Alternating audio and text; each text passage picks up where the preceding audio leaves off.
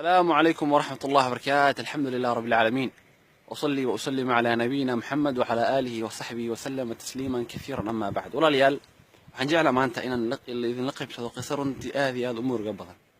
nin walaal ah wuxuu yidhi oo muslim ah, wuxuu yidhi qisadiisii buu ka sheekeynaa. marka wuxuu leeyahay wargeysada kamid wargeysada caalamka waxaan u qoray warqad waxaan yidhi walaalyaal idinkoo mahadsan qisadeedii iyo sheekadeedii dadka u gudbiya, laakiin ha sheegina waddankan joogo iyo magaceygii ha sheegina.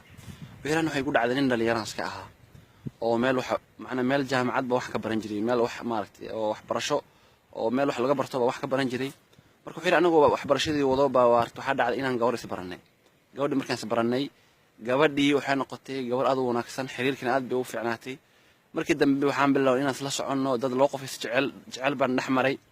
ilaahay amarkiisa markii dambe wuxuu yiri waxa dhacday in maaragtay markii dambe inaan ku dhacno maaragtay arinta foosho xuna oo zinada. gabadhii ilaahay amarkiisa markii dambe uur bay yeelatay, saas bay aloosheed wax maaragtay cun ku galay.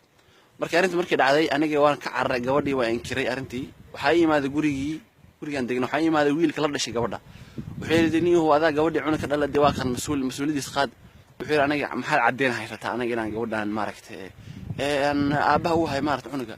markii hadal xun baan ku yiri wiilkii iska laabtay asagoo murugaysan, reerkii dhan iyaga murugaysan baan kala tagnay. anigana waxay noloshiisa baan iska watay oo de arintii waan iloobay u dhahay, noloshaas ka watay cunugii gabadha meel bay iska aadeen. marka wuxuu noloshii markii u socotay waxaa dhacday marka maalmaha kamid gurigeena waxaan imaaday. guriga markaan soo garaacay hooyadii iyo albaabkii igama furin. albaabkii markii aan fureen waxaan u yimid hooyadii oo soxsan. markaas waxaan damcay hooyadii inaan kiciyo, hooyadii waan isku dayay inaan kiciyo. markii hooyadii soo kacday waxay hal mar ku dhawaaqday wiil oo degan maaragtay ama dariska ah buu magaciisa bay ku dhawaaqday. marka anigu yaaba maxay wiilka muxuu sameeyay hebel ah. haddana maamada way suuxday, haddana hooyadii baa la hadlay, haddana way soo miirsatay, haddana waxay tiri wiilkii magaceeda ay tirisay. markii dambe hooyadii waa soo fadhiisay, waxay hooyo bal wiilkii igu wareerisay magaciisa muxuu sameeyay wiilkii.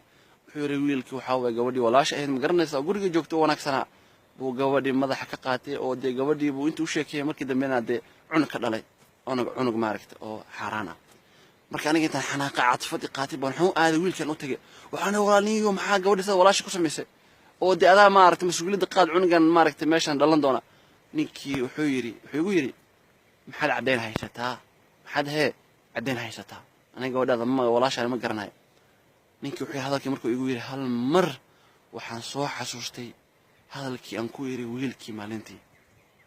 isla markiiba hadalada ninkii wiilkii maalintan ku yiri walaashiis maaragtay aan xumeeyay baa ninkana isla hadalkii ugu yiri maxaad cadeen ay haysataa. marka intaan xanaaqay waxa iska dhaafo cadeena kuma hayna daadiga naftaada iska soco. wixii go'aan ku soo laabtay anagoo murugaysan, reerkana murugaysan, shaqadiisaasay ku dhamaatay. anigoo waan dareemay in maaragtay meesha caqabad ay socoto, maadaama aniga godob hore u galay walaasheed baa laga jaraya. arintii meesha kuma harinay. wuxuu yiri waan joogay markii dambe waxaan damcay inaan guursado. gabar baan helay oo wanaagsan oo liigu tilmaamay inay gabar wanaagsan ay tahay. markii gabadhii aan guursadana waxa la soo sheegay gabadhii inay ahayd gabar markii hore iyadaba gabdhihii fiican ahayn oo gabdhii xun oo maaragtay jirkeeda ku ganacsan jirtay baa la sheegay gabadhii inay tahay. aniga hadana waan naxay, waxaan yaa rabbi intaas igu filan, yaa rabbi ilaahay intaas igu filan. waxa way godobtii aan galay oo gabadhii baa waxa liga jaray walaashi, hadana gabadhii aan guursadana liga jaray. wuxuu hadana iska sabir, waxaan ilaahay ii dambi dhaaf. hadana wuxuu u socday gabadheedu waxay ii dhashay gabar yar oo ma sha Allah oo wallahi dayax amal week.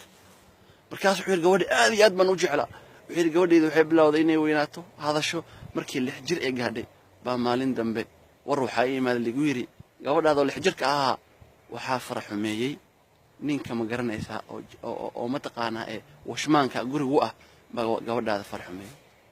ninka intuu ooyo uu baroortay wuxuu yiri yaa rabbi معناها ما إلهي هالكي قضب أنقلي بمانت إنت اللي جريا.